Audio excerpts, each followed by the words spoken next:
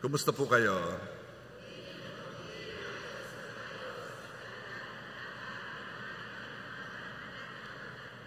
Praise God. Makikisabi nga yung last praise. Amen, amen. Okay. Today, continuation ng ating series, and I think hanggang dito lang to, no? And the title is One Day Part 4. Job 8 verse 7 says, "And though you started with little, you will end with much." Though ikay nagsimula ng maliit, ikaw ay matatapos ng malaki. There is a one day. At ang one day, ano to? Ito yung breakthrough, favor, ito yung blessing na lampas sa inaakala. Dumadating sa time na hindi inaasahan. At talagang ito'y alam mong galing sa Panginoon dahil talagang biyaya. Kindly say one day. So, sa nagdaang mga linggo, pinag-usapan natin, what shall we do para matanggap ang one day? At letter A, by praying to God, and we talk a lot about it. Ang dami nating nakitang mga bagay na hindi natin nakikita dati. As nakita natin na hindi pala basta-basta ang privilege na makapag-pray ngayon, whenever you want, wherever you want, na nung una hindi pwede. Dahil nung una, they need the high priest na magsasacrifice ng dugo ng hayop. Pero ngayon, naroon tayong high priest, si Jesus, na nakaupo sa kanan ng Ama, siyang namamagitan sa Diyos at sa atin. Kaya meron tayong kakampi. Okay? And letter B says, by seeking the favor of the Almighty. Job 8 verse 5. But if you pray to God and seek the favor of the Almighty, yung dalawang yon, ang way para dumating tayo sa punto na though you started with little, you will end with much. Now, pupunta tayo sa letter C. Ito yung last part. Ito yung last na gagawin. And letter C says, be pure and live with integrity. Job 8 verse 6. Kinuha lang po natin yan sa Job 8 verse 5, 6, and 7. And if you are pure and live with integrity, He will surely rise up and restore your happy home. Sa Tagalog, Job 8 verse 6. At mamumuhay ng malinis at matuwid, kahit ngayon ay agad kaniyang tutulungan at ibabalik sa mabuting kalagayan. So una, let's talk about this, be pure and live with integrity. Let us be honest. Be honest. Yan ang una. Bakit hindi tanggap sa court ang lie detector test?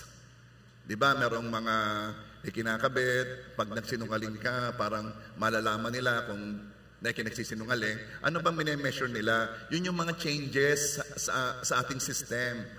Kasama ang BP, kasama yung... Basta, ichinecheck nila na kapag nagsinungaling ka, there will be changes. At yun na kanilang i-measure.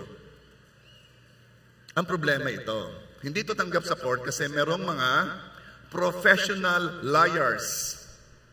Ito yung mga taong sanay na sanay magsinungaling na walang nababago sa kanilang sistema kahit magsinungaling. Hindi sila bothered.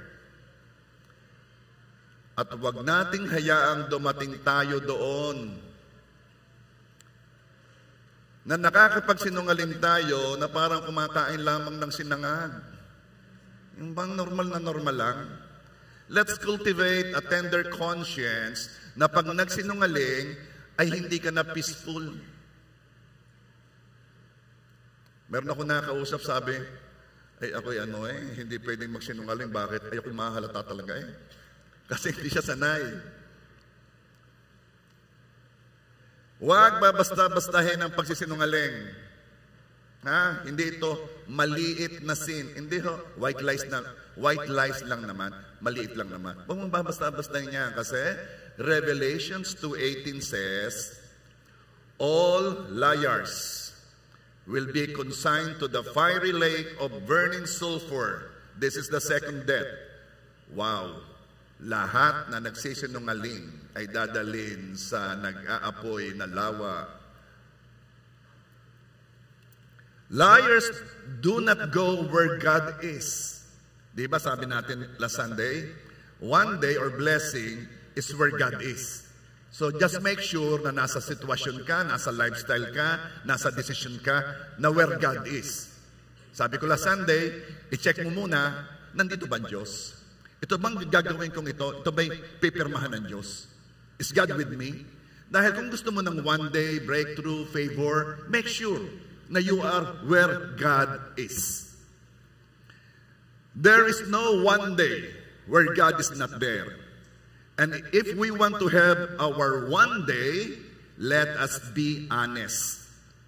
Now, be careful not only in what we say, but also in repeating what others said without confirming if it's true. Napaka-hirap ngayon, sa panahon ngayon, i-filter ng truth. Kasi ang dami ito sa meeting, humanda ka. Yung wala sa meeting, magtatanong yan. Yung maririnig niya, hindi yon ang pinag-usapan. Bakit? Kasi yung magsasabi sa kanya ay dadagdagan ng kanyang palagay na hindi naman napagmitingan. Kaya mamaya ang gulo na. Kaya sabi, lahat ay umaten para ikaw mismong makarinig. Huwag mo, napakahirap ng information na second hand. Kailangan ikaw makarinig.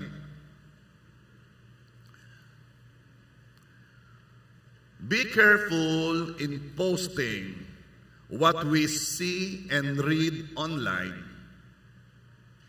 Kasi may mga tao na ang hanap buhay ay magpakalat ng kasinungalingan to serve a certain purpose. Binabayadan sila para paniwalain ng mga tao na na majority ng population feels and thinks kung ano mang pinopost nila sa social media. Sila na ang naglalagay sa mga tao kung anong iisipin. Papaano? By massive posting sa social media. They try to make lie seems true. Papaano? By repetition. Kaya pag malimit mong nababasa, nakikita, lumalabas sa social media, nagpa-pop up. Pag lagi mong nakikita, isipin mo, ay siguro totoo nga. Ay bakit kadaming nagsasabi? The security of the majority. It doesn't mean marami ang nagsabi it's true. Remember, majority voted for Hitler. Kaya si Hitler ay lumabas, majority chose him. So wag nga ninyo laging iisipin na kapag ka marami ay totoo. Yung security ng majority.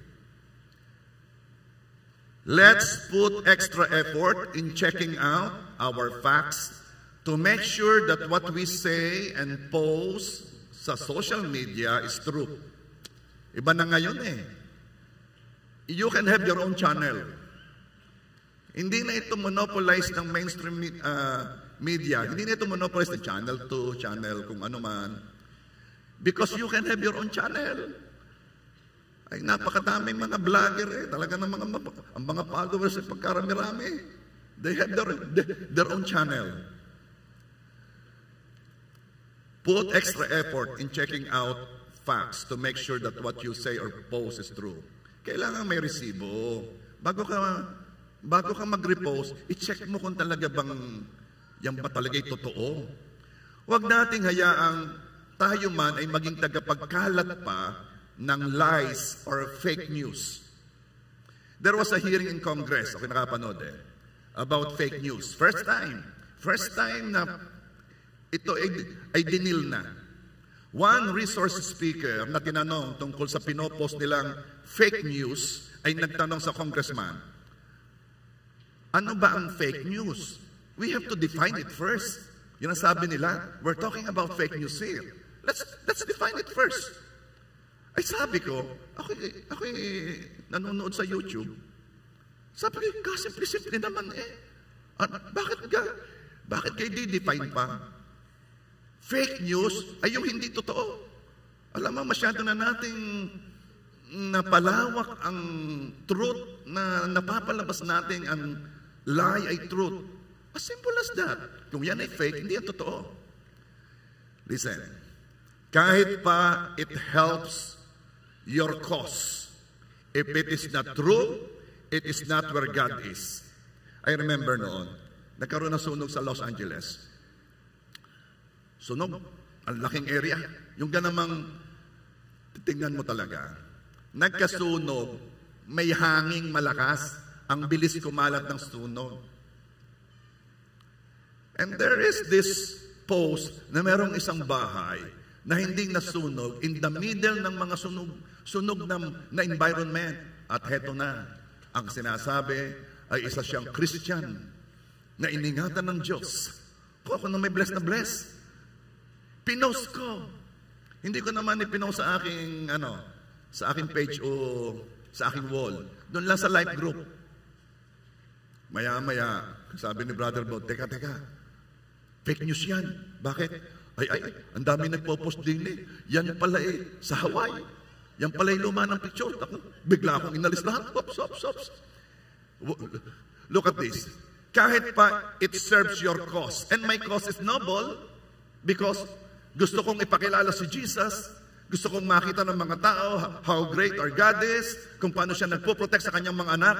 My cause is noble, pero not at the expense ng truth. Kung yan ay hindi totoo, kahit pa maganda ang purpose mo, wag mo yang gagawin.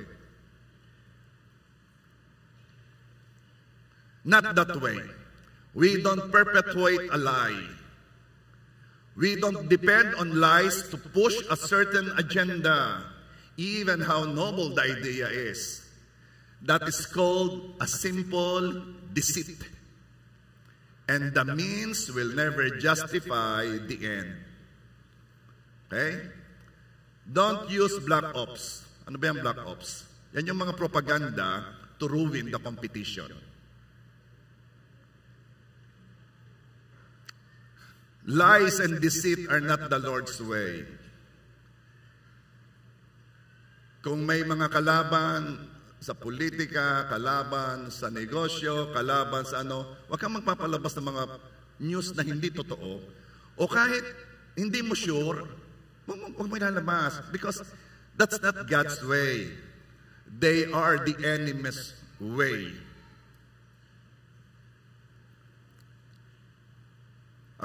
Ako, nasanay na ako sa pag-filter Pagka may naririnig ako na mayroong siniraan, i-filter ko agad. Anong interest nito para sabihin yon?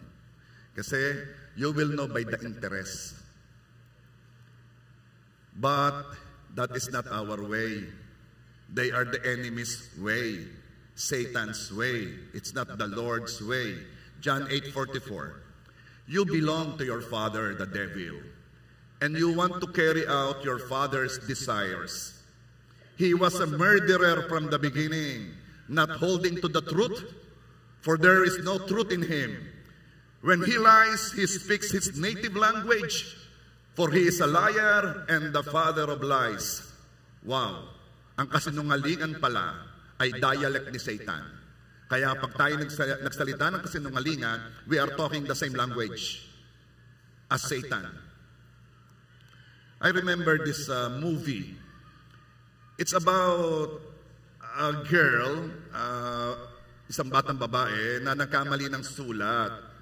Susulat siya kay Santa Claus or Santa, Dear Santa. You know that movie? Okay. Ay nagkamali siya ng spelling, naging Satan, Dear Satan. So, itong ginamit na plot ng movie na sinagot ni si Satan ay nagpakita doon sa bata with the purpose of destroying yung bata, yung kanyang beliefs. Yung movie parang bumait si Satan. Bumait si Satan. And you know what? Hindi siya pinayagan ng MTRCB na ipalabas. Noong humarap sa Kongreso, ginigrill ni na Jingo Estrada kung bakit, kung ano.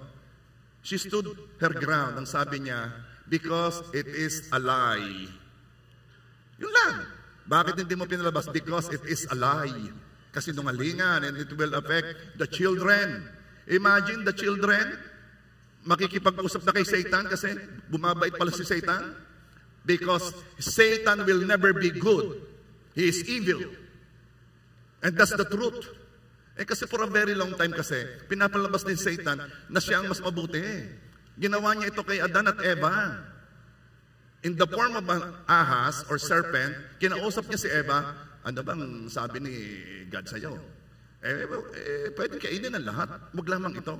Anong sabi ni Satan? Hindi. Mabuti yan. Yan ay nagbibigay sa iyo ng wisdom. Malalaman mong mali sa katotohanan. Yun ay one way of saying, God is not good to you. May pinagkakaisa sa iyo. I am better than God. Kasi sinasabi ko sa iyo katotohanan. The same strategy, hanggang ngayon, na ginagamit ni Satan. Dinidisib niya ang mga tao. Pinapalabas niya na ang Diyos ay hindi mabuti.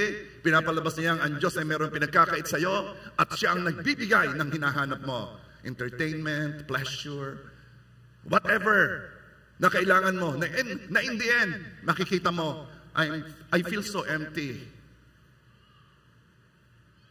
Why? Kasi ganyang magbigay si Satan. Ang laking sumingil. Now, if there is a lie, God is not there. The devil is there.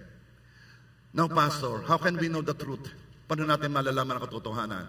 Ito yon, John 17:17. Sanctify them by the truth. Your word is truth.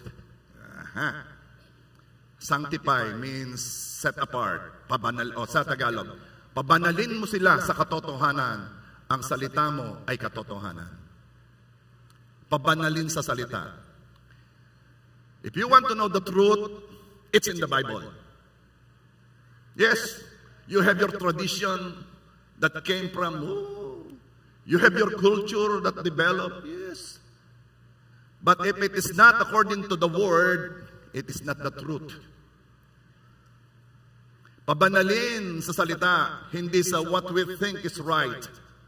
Hindi pabanalin sa logic, hindi pabanalin sa tradisyon, o pabanalin sa reasons, or sa emotions. No, pabanalin mo sila sa salita. Kaya it is for your sake, it is for your own good, para hindi ka madisip ng kaaway, that you will listen to the word being preached. It's for your sake.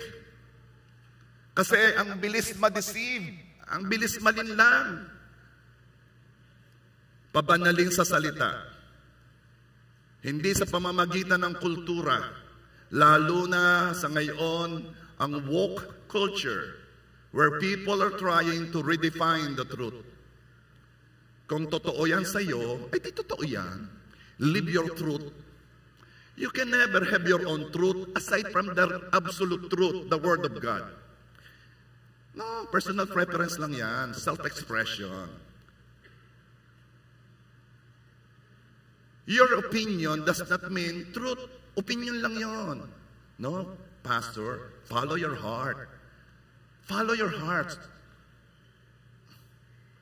Sundin mo ang iyong puso. Ay kaya nagkalubog-lubog sa utang sa kasusunod sa puso.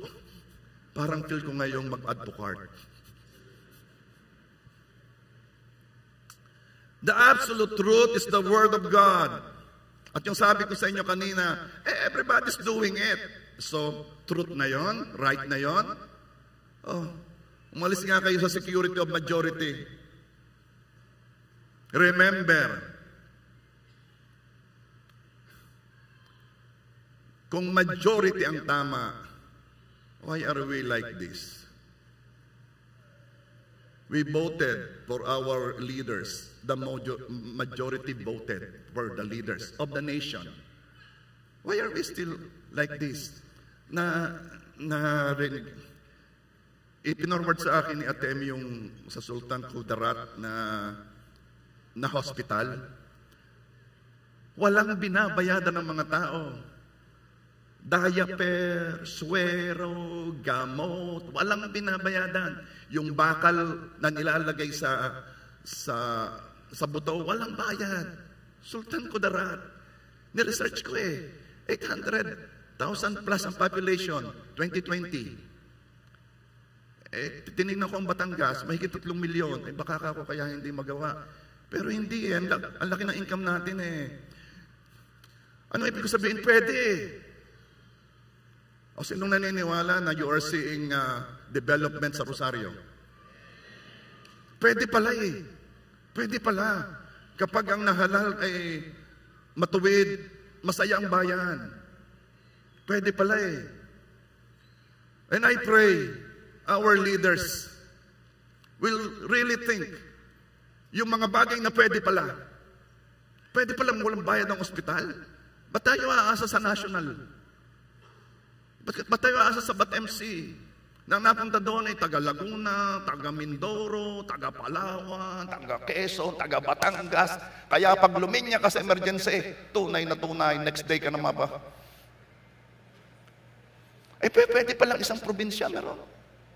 Ewan ko, how they do it. Ang sabi nila, well, yung part ng PhilHealth and then dinadagdagan na lamang ng provincial government. Pwede pala.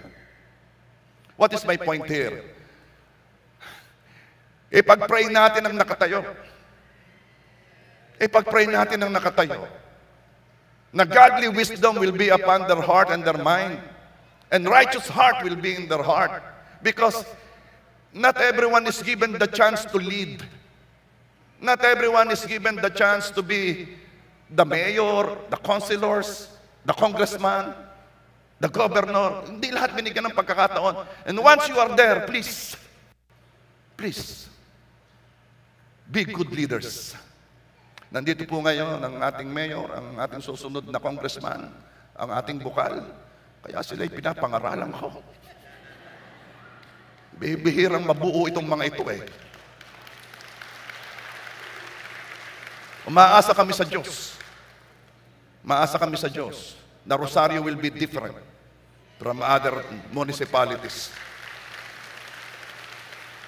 With your help, nagagamitin ng Diyos kayo, pati ang distrito, Congressman Bolilla, magiging ibang distrito. Amen? Sige, boboto na namin kayo. Isipin mo ha, ibibigay natin ang ating boto, abay tayo maniningil. Tatapihin natin, paano naman? Do what God wants to happen in this town.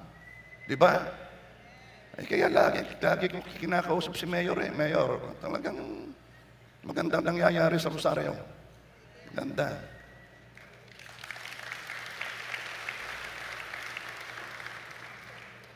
Ako hindi nangangampanya, ako'y natutuwa, ha?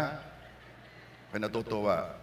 Malapit nang masimulan ang oval, na 2.8 hectares, na ito'y merong stadium. Ito ay pwede ka diyang mag-jogging, ang pagjajaggingan mo ay malambot. Lupa ho, hindi, anong tawag doon? Rubberized.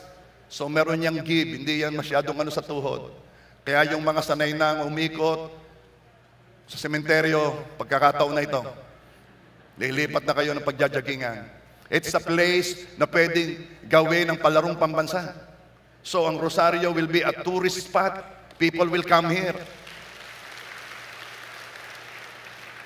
JA1 is looking for a place na pwedeng gawin ang malakihang anniversary.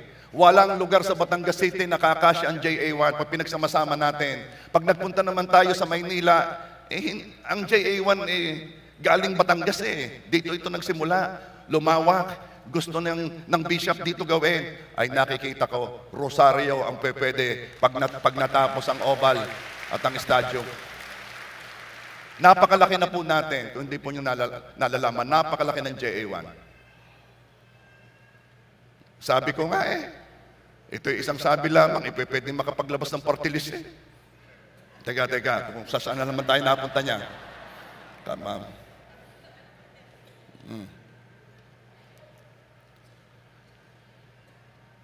Do not, titingnan ninyo ha, look at the word, how ang truth ng word, napakaganda kasi. Kasi hindi siya nagbabago eh. Kahit baguhin ang culture, hindi nababago ang truth. The word says, do not defile the marriage bed. Anong ibig sabihin? ang relationship is between a man and a woman. In marriage, kailangan ikasal. Pero ano nangyayari? If something feels right, it must be right. Who told you? This is the truth. No, Pastor, it is between two consenting adults. Your word versus the word of God. Ikaw na pinanganak noong 1964, ilalaban ka doon sa walang simulat at walang katapusan. And sasabihin mo, salita mo, mas totoo kaysa kanya sinasabi. Pastor, ganito lang yon. Bibili ka ba ng sapatos na hindi mo sinusukat? Bakit? Yung bang girlfriend mo sapatos? Iba tayo. Ibang ating truth. We are set apart. 2 Timothy 2 verse 21. If you keep yourself pure, you will be a special utensil for honorable use. Your life will be clean, and you will be ready for the master to use you for every good work. God will honor your righteousness. Alam mo itong pinag-uusapan. Sabi ko nga this is a case where the way para tumanggap ng one day ay one day na rin mismo. Ano ibig sabihin, Pastor? Gusto natin ng breakthrough, gusto natin ng favor, gusto natin ng blessing, big blessing. Lampas sa inaakala, dumarating sa hindi inaasahan. Gusto ko yan, Pastor, yes. Paano? Itong gawin mo. This is the case na yung pinapagawa para makuha yon is the thing itself. Isa sa pinakamatindi mong one day ay ang makalaya sa kasalanan. Why? Ang hirap nitong gawin. Ang hirap gawin. Pero the mere fact na ikay nandito, alam mong pwede. At alam mong umaasa ka sa Diyos na pwede. Revelation says, babalik si Jesus muli para kuhanin ang kanyang church. Kukuhanin ang mga taong naniniwala at nanampalataya kay Jesus bilang tagapagligtas. Kaya kayo nandito and you have heard the message, and this is the gospel, na all of us are sinners. Lahat tayo. And don't think na yung kasalanan mo ay mas maliit kaysa dito kasi hindi kailangan malaking kasalanan para pumunta sa impyerno. Basta meron impyerno. That's why dumating ang tagapagligtas. Kaya kailangan natin ng magliligtas. Kung walang magliligtas, then our sin will bring us to hell. Romans 3:23, for all have sinned and fall short of the glory of God. Romans 6:23, the result, the wages or the bayad, the wages of sin is death. And don't ever think na kaya mong i-earn ang langit sa paggawa mo ng kabutihan. No. Ephesians 2 verses 8 and 9. For by grace you are saved through faith. It's the gift of God. It's not because of you. It's not because of your good works, lest any man should boast. Kung sasabihin mo sa mga ginagawa mo, religious activities, good works, pinapintahan ko ang simbahan, nagbigay ako sa mahirap, nagbigay ako sa orphanage, nagbigay ako sa kapitbahay ko mainit na sabaw, tinulungan ko siya sa ospital, ako nagbigay na. At akala mo, yun ang ticket para makapunta sa langit. The word, the truth says, no. Sa biyaya, ikay naligtas. Ano ibig sabihin? Bigay lang. Hindi ka makakapunta sa langit by your own effort. Ang pagpunta sa langit ay bigay lang. At paano ito ibibigay sa iyo? Kung mananampalataya ka kay Jesus na nagbayad ng kasalanan mo, na siyang pinarusahan ng Diyos Ama kasi ang kasalanan mo ay nasa Kanya, na nung nakapako sa krus, kinuha niyang kasalanan mo at ibinigay naman ni Jesus ang kanyang katuwiran sa iyo. That is the only way. Kung gusto mong makapunta sa langit sa pamamagitan ng kabutihan mo o kabanalan mo, this is the way. Make sure na kabutihan mo ay sing level ng kabutihan ng Diyos. That's the only way. Kaya helpless tayo, hopeless, helpless. Walang makakapunta sa atin sa langit sa pamamagitan natin. Anyone na magsasabi sa iyo itong paraan, the truth says, by grace you are saved through faith. Okay.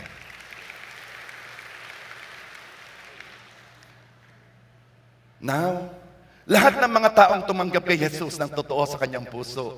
At sinabing, Panginoon, ikaw ang aking tagapagligtas. Di ko kaya sa sarili ko. Ikaw ang tagapagligtas ko. If you are that person, you are called the church. Ang church, hindi itong building na to. Ito'y building lang. Made of hollow blocks, bakal. Hindi nito kailangang iligtas. Actually, lahat ng nakikita nyo dito sa mundo, ang sabi ng Revelation ay mawawasak. Hindi itong ililigtas. Ang ililigtas is the church, you. Ikaw na tumanggap sa Panginoong Jesus. And Revelation says, dadating ang Panginoong Jesus, kukuhanin niya ang kanyang church. Okay. At pagkatapos, then, magkakaroon na sa lupa ng tribulation. Paghihirap na hindi nararanasan ng kahit anong panahon, ng kahit sinong tao before. Sobra. Okay. Nakasulat. Pastor, totoo ga yan? Well, I'm telling you, 80% ng prophecies ng Bible ay naganap na. 20% na lang ang hindi. And most of them are in the end times. Kung ang nagsabi ay isang being na nagsabi sa iyong, ako'y mamamatay, ako'y ililibing, pagkatatlong araw ako'y mabubuhay muli. At yung taong nagsabing yon ay nagawa nga o nangyari nga yung sinabi niya, pagkatatlong araw na nakalibing ay nabuhay muli. I'm telling you, paniwalaan mo na ang iba pa niyang sinabi. Bakit? Walang nakagawa noon. 3 araw na patay, nabuhay, at hindi yun bago mangyari, sinabi niyang mangyayari. Sinabi niya, itong mangyayari. At nabuhay nga. Kung ako sa'yo, lahat na sinabi noon, papaniwalaan ko. Napakabigat mangyari nung sinabi niya. Napakabigat. So, right now, one of the things na sinabi niya ito, babalik siya para kunin ka. Kunin tayo. And that's our blessed hope. Now, this is my point. Alam ba ninyo kung sinong church ang babalkan ng Panginoong Jesus? Ang sabi niya, babalkan niya ang church na banal, holy, without blemish. Ephesians 5:25 to 27. Husbands, love your wives, just as Christ loved the church and gave himself up for her. Well, uulitin ko ito Hindi ang topic ko ay husbands and wives, pero uulitin ko dahil maganda. Asawang lalaki, mahalin mo ang iyong asawang babae. Okay? Closing prayer. Husbands, love your wives, just as Christ loved the church and gave himself up for her. To make her holy. Yan. Binigay ng Panginoong Yesus ang buhay niya para sa atin. Para ano? To make her holy. To make the church holy. Cleansing her. Cleansing the church. By the washing with water through the word. Nililinis tayo sa pamamagitan ng salita. Nililinis tayo sa pamamagitan ng salita ng Diyos na ating naririnig at nababasa. Kaya gan uulitin ko, it is for your sake na makinig ka ng salita. At makinig ka ng salita. Because by hearing the word, you will be cleansed. Gusto mong maging maayos sa harapan ng Panginoon? Gusto mong maging pabanal ng pabanal? You cannot do that if you will not hear the word.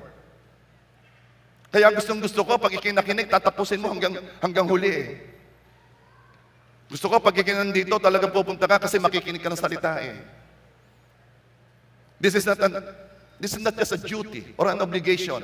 It is for our sake. Kasi ang babalkan ng Panginoong Jesus ay church na banal. Now that we know that, ano sa palagay mo ang gagawin ni Satan? Si Satan, anti-Christ talaga yan Ayaw niya kay Kristo. Bakit? Sinipa siya sa langit Nagrebelde Sinipa siya sa langit He can never be what we are now. Anong pagkakapareho natin ni Satan? Pareho tayong nagkasala. Nagkasala si Satan, nagkasala ang tao. Pero anong pagkakaiba natin sa kanya? Si Satan, walang nagligtas. He is beyond salvation. Tayo, nagkasala, may nagligtas. Niligtas tayo ni Jesus.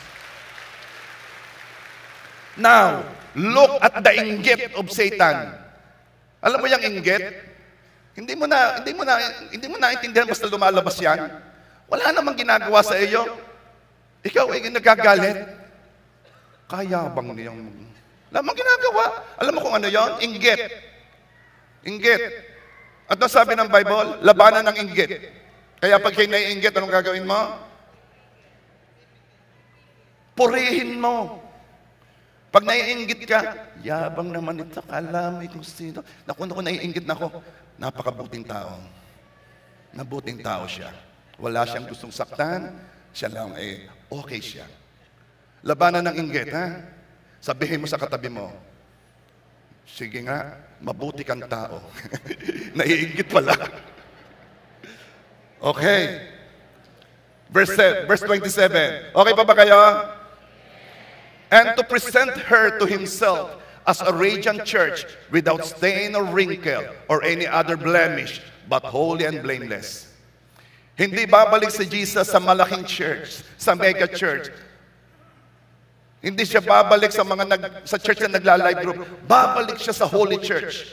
Now you know kung bakit gano'n na lamang ang tindi ng kilos ni Satan para basagin ang truth. When it comes to holiness, ang dami nating sagot. Ayan na, may kaunti lang. May ginagawa ng marami.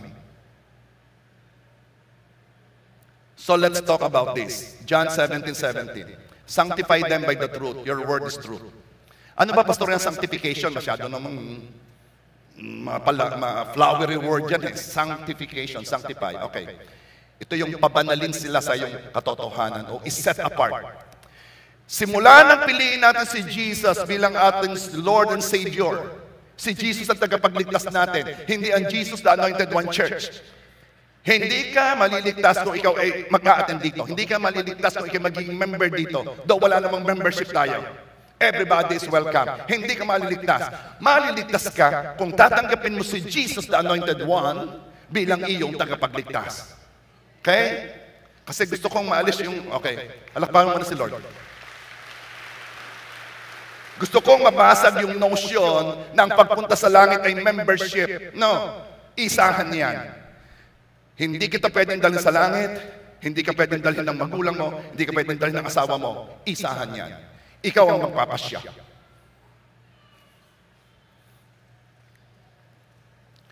Simula nang piliin natin si Jesus bilang Lord, tumataas ng desire natin kay Christ. Gusto natin makilala siya. Tumataas din ang desire natin na makatulad niya. Bakit? Dahil salita ng Diyos ang nagpapasya ng ating kilos at isip. Hindi na yung sinabi ni kumpare, hindi yung sinabi ng kabarkada, salita na ng Diyos. Yan ang sanctification. Yan yung kumusta kayo at sasabihin nyo, pabanal ng pabanal. Why? Kasi yung Word of God na ang kumikilos sa iyong isipan at sa iyong mga ginagawa. Napakalawak na ng abuse sa katotohanan. Napakalawak na. You can say something true, totoo, ng intention naman ay to lift yourself up. This is not sanctification. Kalaban ng one day ang pagmamataas. There is no sanctification sa pride. Alam natin na kinabagsak ni Lucifer. Ito'y pride. Gusto ni Lucifer taasan pa o makapantay ang Diyos. Because Lucifer was so beautiful. He was the worship leader ng mga anghel. Ibang pagkaalalang sa kanya. Nilalang siya na merong instrumento sa katawan. He can sing. He is artistic. No wonder masyado nang naapektuhan ang arts dito sa ating mundo. Ang entertainment, masyado nang influence ng devil. Dahil yun ang trabaho niya sa langit. Okay? Hindi na ngayon, nung kasi tinatago pa yung pagpablaspheme kay Jesus, noon tinatago pa yan. Binabakmas pa yan. Pag binaliktad mo ang tape, pag binaliktad mo yung album, lalabas doon, yung kanta, minumura si Jesus, tinatago nila. Ngayon, hindi na tinatago. Sa mga concert, hayag ka na. Minumura ng Panginoong Jesus. Hindi na. At masyado nang na-desynthesize tayo, hindi na tayo nababother. Well, yan ang kinabagsak ni Lucifer, pride. And this is my question. Bakit ibibigay ng Diyos ang hinihingi mong one day kung ito'y mag-feed lang sa iyong pride. So again, guidelines sa one day. Make sure na yung one day mo will not feed your pride. Lord, bigyan mo ako ng big bike. Yung pag ako'y sakay, ako'y macho-macho. Samahan mo na ng leather jacket. Gustong-gusto ko na yung may kasabay akong SUV. Halimbawa yung Land Cruiser ni Konsehal Luwansing. Gustong-gusto ko na pag kami na unahan ko siya. Tapos ihingi ka kay Lord, Lord, one day, favor breakthrough, big bike. Ano sasabihin nila sa iyo? Yabang mo. Make sure na yung hihingin mo will not feed your pride. Okay? Sabi nung isa, Pastor, yun naman big bike ko, hindi ko naman ipagyayabang. Maliit lang ako, maliit. It's between you and the Lord. Hindi ka makitanuhusgahan, sample lang, yun naman example lang. Yeah, check your heart. Ba't mo ba talaga gusto niya? Yun, And, para sa lahat ng hinihingi. Now, it does not mean it is true. You can say it na. Sabi ko nga, masyadong na-abuse na ang truth. Totoo naman totoo naman ang sinasabi ko oo nga. Pero if by saying that thing which is true, somebody's reputation will be ruined, then, totoo nga ang sinasabi mo, pero hindi sanctification. Hindi ka pabanal ng pabanal. Why destroy others' reputation? Ba't mo siya sisirain? Kung hindi makaka-edify, bakit mo pa ikukwento?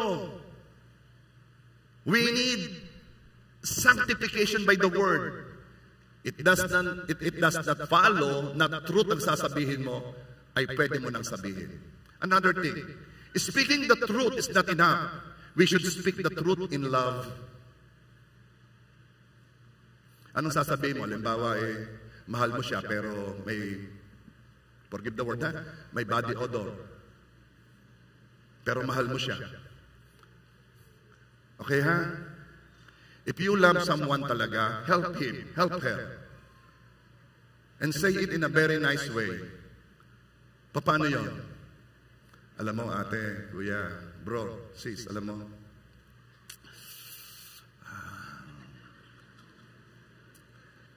baho talaga. Ganun ba? No. Alam mo, siguro, labhan mo yung damit mo lahat ng bago. Ibabad mo talaga, ibabad mo sa kumukulong. Okay.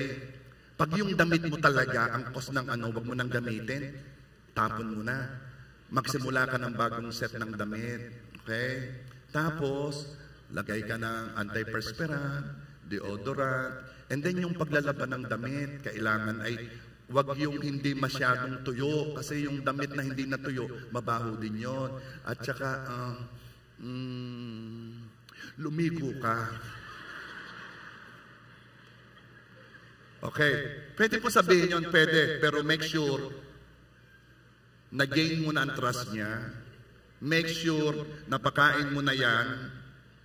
Make sure naramdaman na niyang hindi ka kaaway. Make sure that you are really thinking of his or her welfare bago mo sabihin. Because there is a way to say the truth with love. Ramdam yan ang nakarinig. May isang napalakpak doon. Maraming paraan to tell the truth. Harsh, confrontational. May mga taong lagi ang gusto ay confrontation. Ako hindi masyado dyan Ayaw ko ng confrontation lagi. Pagkailangan. Pero ayaw ko lagi nang i-confront Pero anyway, meron ng mga way ay napaka-bossy. Meron namang rebellious. Lagi na lamang pag pinag-uusapan, gusto mag-rebelde. Merong repulsive, merong abrasive. Yung kapag magsalita ay magaspang. There's so many ways to tell the truth. Eto ngayon, maaaring totoong sinasabi mo, pero the way it was said is not seasoned with love. Ang truth, kahit masakit, kung sinalita mo ng may pag-ibig, it really helps. Proverbs 27 verse 6, faithful are the wounds of a friend. When the truth is there, the Lord is there. Now, living with integrity is a lifestyle of being truthful. Christians, let's practice this. Pag hindi totoo, huwag mo na sabihin. Pwede namang hindi magsalita eh. We should be people who are known for always speaking the truth. May integridad.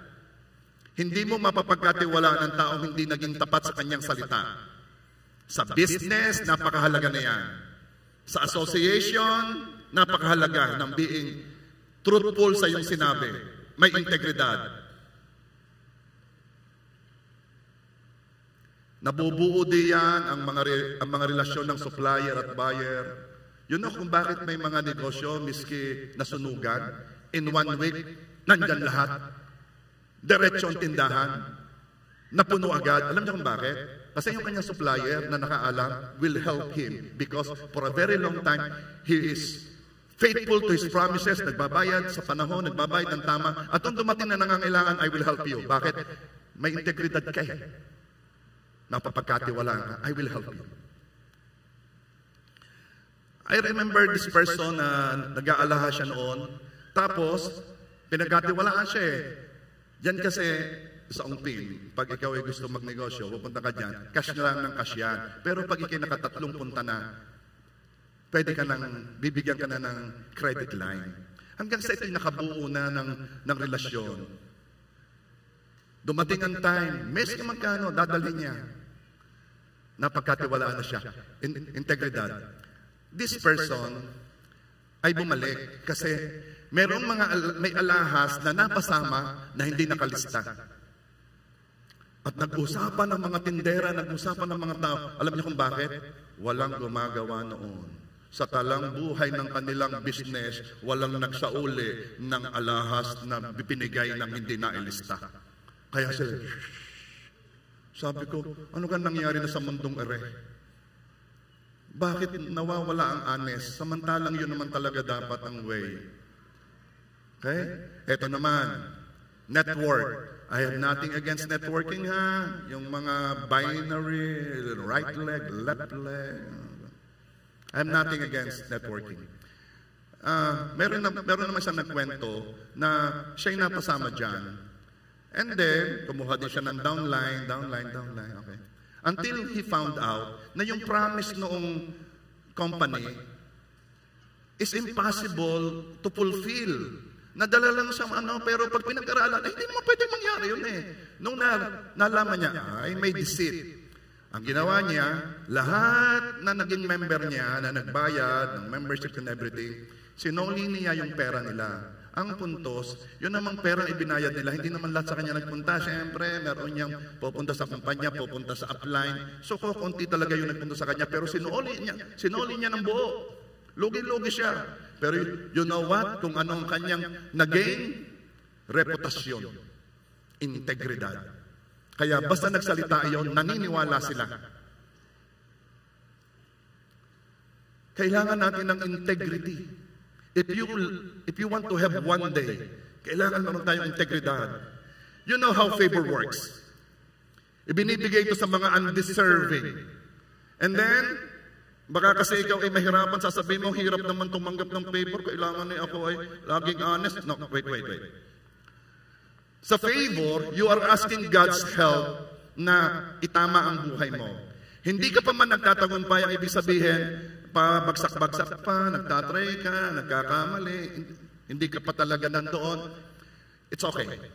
Ang kailangan ng Diyos, yung genuine pagpapasya na, Lord, I want to make it right with you. Gusto kong maging okay sa iyo. Gusto kong gawin ito. I want to follow you. Meron kang decision. Meron kang desire. Hindi mo pa nagagawa ng ayos. Pabagsak-bagsak ka pa. Tatanggapin na ni Lord John. Bakit? Hindi mo naman talaga magagawa. Alam ni Lord John. Kaya tutulungan ka ni Lord. Hindi maghihintay si Lord na perfect ka. Hindi mangyayari yon. Pero tutulungan ka ni Lord, kaya ito ay pabanal ng pabanal. Hindi sinabing banal na, no? It is a journey. Habang dumadaan ang araw, pakamukha ka ng Panginoong Jesus. Bakit ka tatanggap ng favor kahit hindi ka pa perfect? Kasi ito'y ibinibigay sa hindi perfect. Ito'y ibinibigay sa undeserving. Kaya hindi mo kailangan maging perfect. Baka kanina na hirap ka na ako. Paano ko tatanggap ng one day? Ang hirap naman. No. Ang kailangan lamang ni Lord ay decision mo na yung totoo, Lord. Gusto ko nang maging okay sa'yo. Gusto ko maging tama. Gusto ko magiging honest ako. Gusto ko to live with integrity. Okay. Kandidato ka na sa one day. Hindi mo pa nagagawa, kandidato ka na. Are you there? Huwag magtaka kung bakit ikaw ay tumatanggap ng one day. Ngayong alam mo hindi ka karapat-dapat. Kasi talagang binibigay ito sa hindi karapat-dapat. Kasi gustong ipakita ng Diyos ang pag-ibig niya upang wag ka nang lumayo sa Kanya. Romans 2 verse 4. Or do you show contempt for the riches of His kindness, forbearance and patience, not realizing God's kindness is intended to lead you to repentance? Kaya ka binibigyan ng one day, binibigyan ng breakthrough, binibigyan ng favor para makita mo ang kabutihan ng Diyos. Para ikay sisigaw, God, kabuti mo. Mabuti ang Diyos. Yun ang purpose. And in doing that, alam mo mangyayari? Gusto mo lumapit sa Kanya. Gusto mo pang lumapit sa Kanya. Yung one day mo is God's way of leading you into repentance. Magbago ang isip. Lord, ikaw na talaga. Ayaw na ng buhay kong ito. Gusto ko nang isuko ang buhay ko sa iyo. I remember this one woman.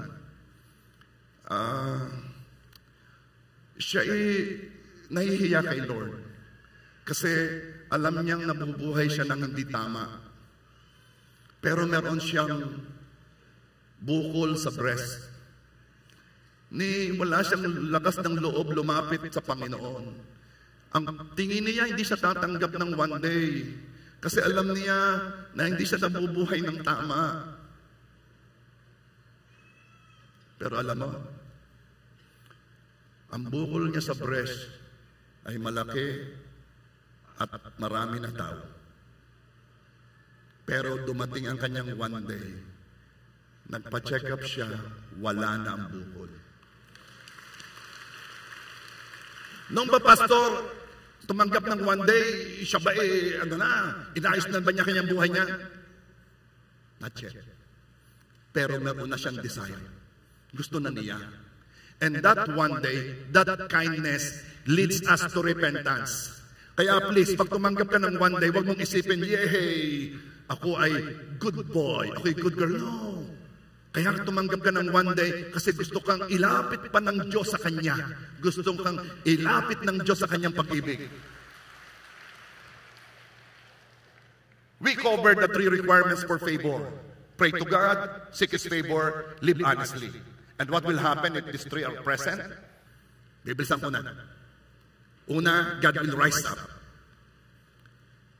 If you are pure and live with integrity, Job 8 verse 6, He will surely rise up and restore your happy home. Sa Tagalog, at mamumuhay ng malinis at matuwid, kahit ngayon, agad kanyang tutulungan. Agad kanyang tutulungan. Kindly say, agad kanyang tutulungan. If you will pray, if you will seek His favor, if you will live honest or decide to live honest, agad kang tutulungan. Pag sinabing agad, forthwith. Pag sinabing agad, ngayon na. Pag sinabi kang, punta ka agad dito, next week, ba't mo nilagyan ng agad? Ang agad, ngayon na. At ang pangako ng Diyos ito, agad ka niyang tutulungan. Sino dito na ang kailangan ng tulong? Sino dito ang alam mo ang kailangan ng tulong ay ang tulong ng Diyos? Now, pray to God, seek His favor, live with honestly, at umanda ka na agad kanyang tutulungan.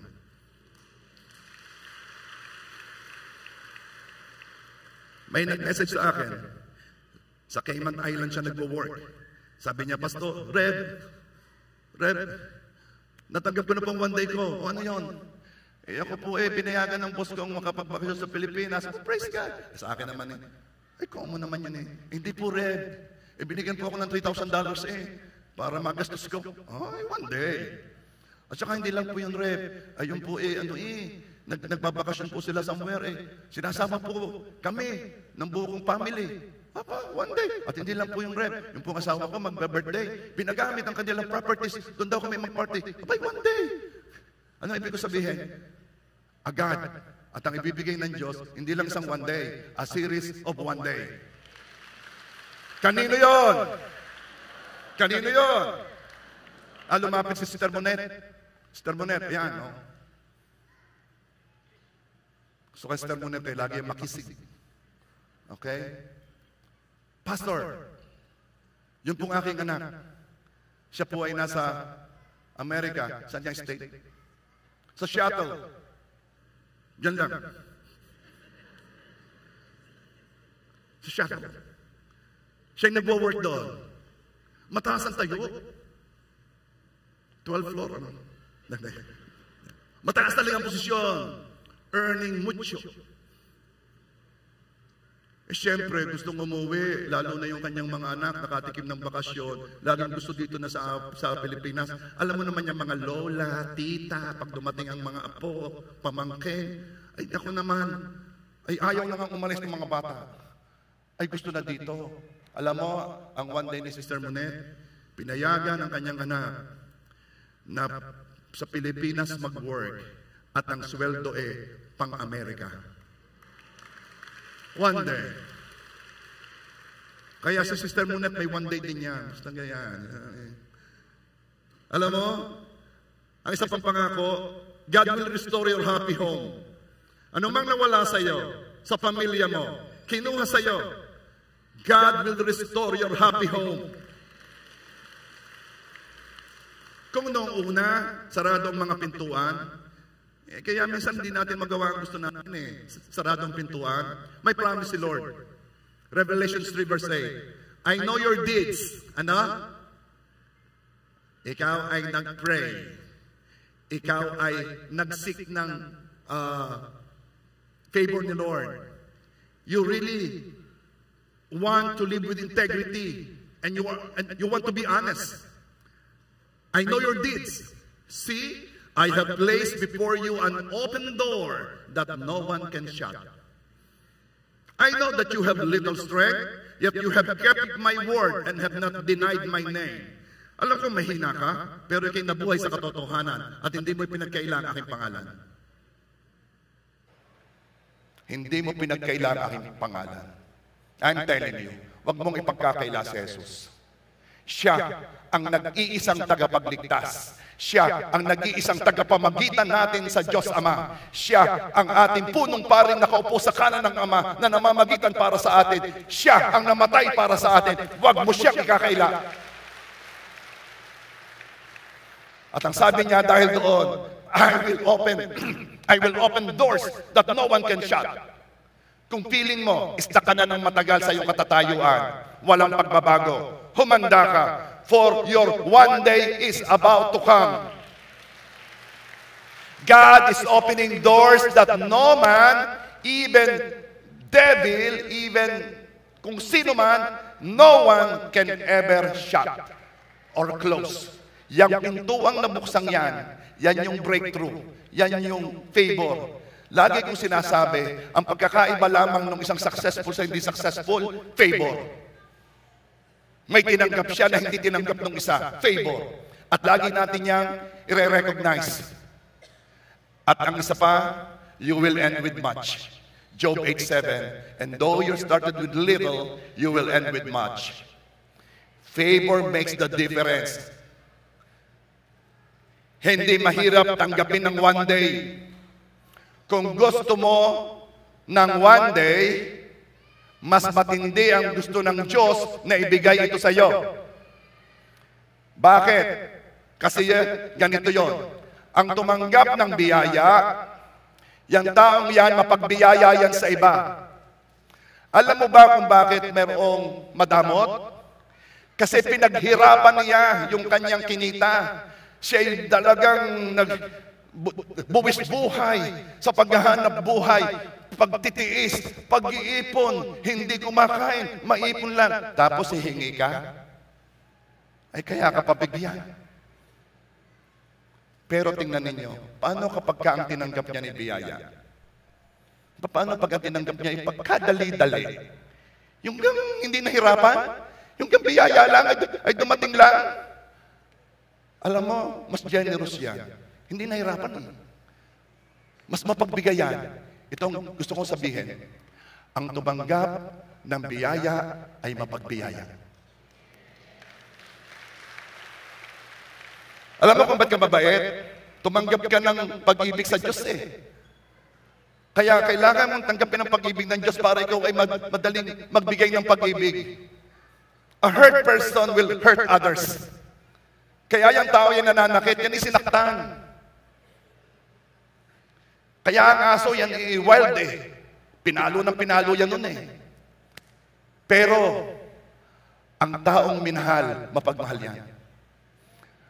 Ang biniyayaan, mapagbiyaya yan.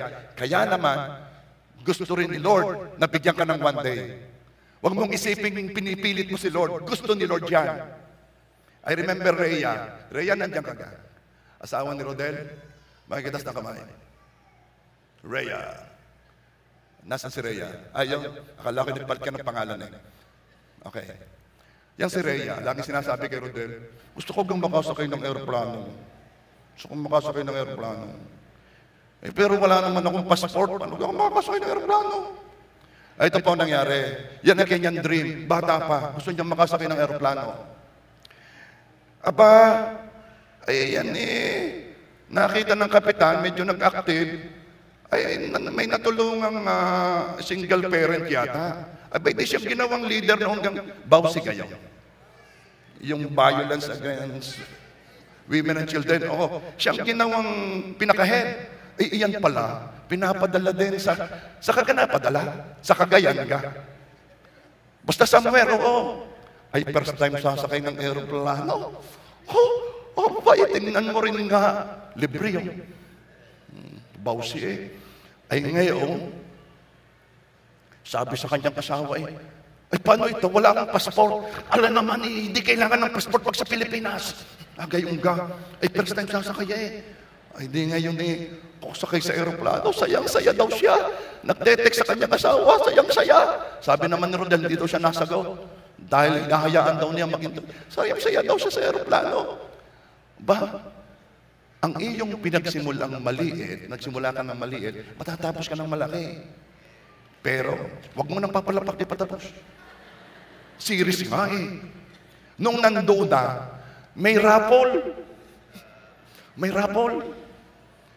Mananalo ng, magkano ka? 5,000? 5,000? Basta. Mananalo. Ay sabi niya, Lord, one day. 800 ka daw sila. 800 ang bibigyan lang yata ilan. Ay, kahirap ko lang matanong. 25. Abay, may voucher rin yata daw. Hindi ka voucher. Sorry. 25. 800. Aba, ay natawag siya. Rhea. Rhea. Abay, nanalo pa. O, saan ka naman nakakita ha? Wala namang bayad. Walang passport. Pauwi, nanalo pa. Ay, di kay series of one day. Ano? Kanya-kanya yan. Kanya-kanya yung level. Sasabihin mo naman, 5,000 lang naman. Ay, ako'y lumapit kay Bulilya, binigyan ako ng 10. Kanya-kanya nga yan. Ikaw naman, ikay-inggit. Inggit ka. Yung mga tao, pag ikay na-inggit, sabihin mo, pinagpala ng Panginoon, mabuti ang Diyos. Yan, para wag mainggit. Sabi naman ng isa, wala ka, lumapit ako kay Vice Tani Sara, mas malaki. Okay, wag kayong hingi ng hingi sa politiko, ha? J.A. wag kayong hingi ng hingi. Ay, may yero na yung nahingi pa Ay, anuhin mo kaya?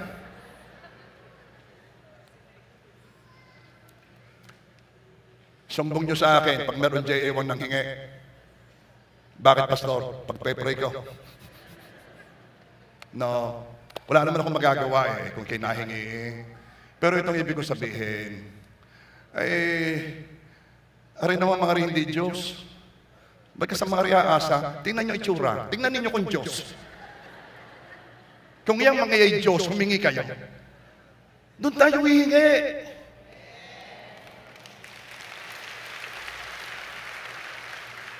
Ngayon, paano pastor kung magkusa? Aba, ibang usapan nyo. One day yun, one day. Aba, talaga itong mga ito mahilig din yata. Okay, this is my point Kaya hindi ka makatanggap ng one day, hindi ka kay God naasa. Hindi naman manggagaling sa mga riyang one day. Hindi. Ang isipin mo, anong may ibigay mo sa kanila? Pag ikay makikipag-usap, kahit kanino, isipin mo, anong may ibigay ko sa inyo? Huwag yung, ano kayang mahutot ko din ay.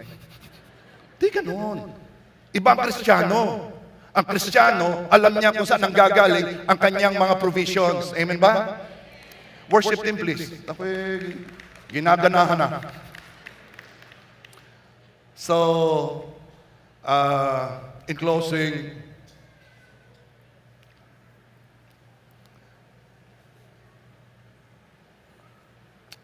ako'y naniniwala, natapos ang series natin, humanda kayo sa inyong mga one days. Ha? Sabihin naman ninyo sa akin para alam ko, para naman naikwento ko yung inyong one day. Kasi ako, I really believe, lahat kayo ay tatanggap ng one day galing sa Diyos.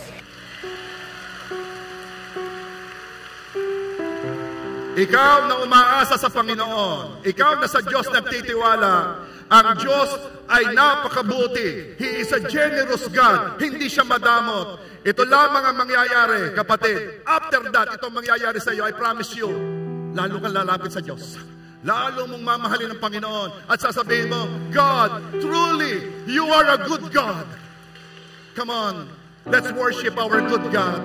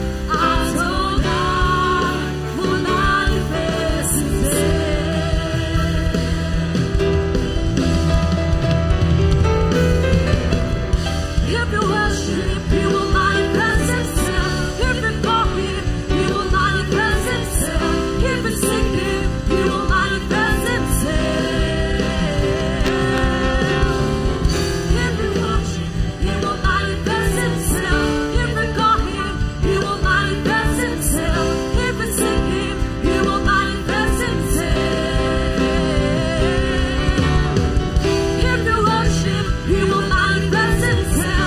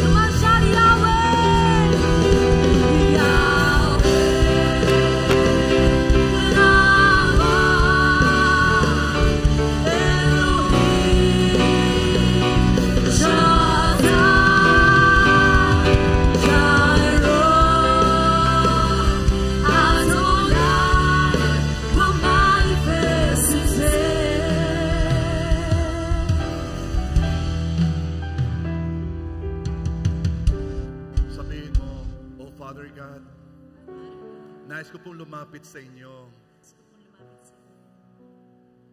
Jesus, maraming salamat at iniligtas mo ako. O Panginoon Diyos, patawad sa aking mga kasalanan.